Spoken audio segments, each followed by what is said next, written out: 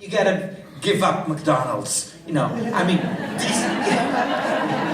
it just cannot happen. So because it cannot happen, and they will not accept that, we should, as teachers, you know, create a context that our students who are under siege, who are insecure, who don't know, who are traumatized dealing with multiple culture, who are present yet absent, and sometimes, you know, absent and not present.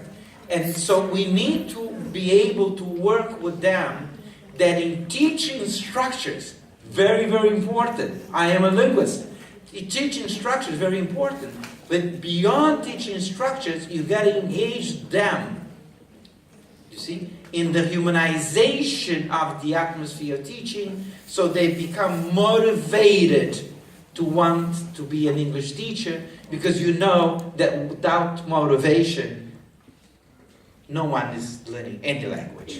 So it is motivation that pushes forward.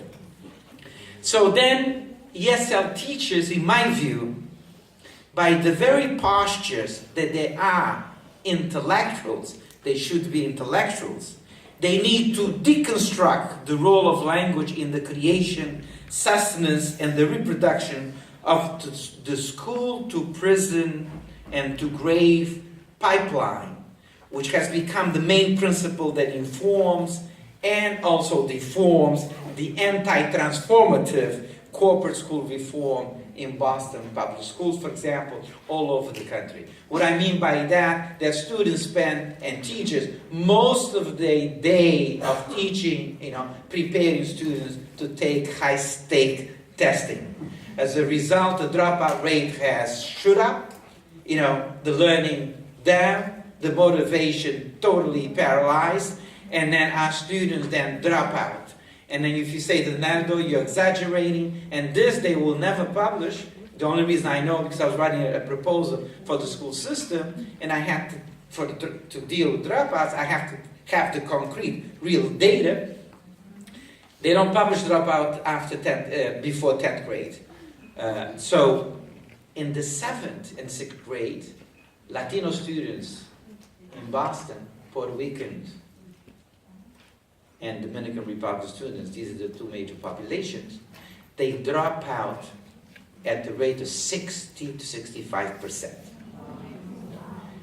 In a city that has 57 universities, one of the best in the world, Harvard, MIT, and so on and so forth. In a city that considers itself the Mecca of education.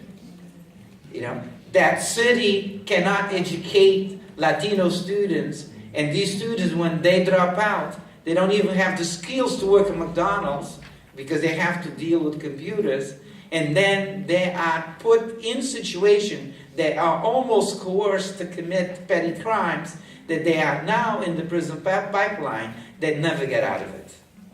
It's so much harder than to try to educate when they came back from jail. They came back from jail, they have a criminal record, which is called Corey. That means I cannot give them a scholarship. That means they cannot apply for loans. That means they cannot get jobs in good companies. So there are a lot of things that the future, our future, here and also in the diaspora, needs to be protected. And I think ESL teachers and bilingual teachers have to be advocates.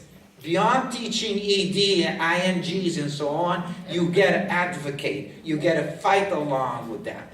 By that I mean that with all the brouhaha about Trump being elected, with all this very, very obnoxious and obscene racism against Mexicans in the United States, against the Muslim in the United States, against women in the United States, I have yet to see Nabe,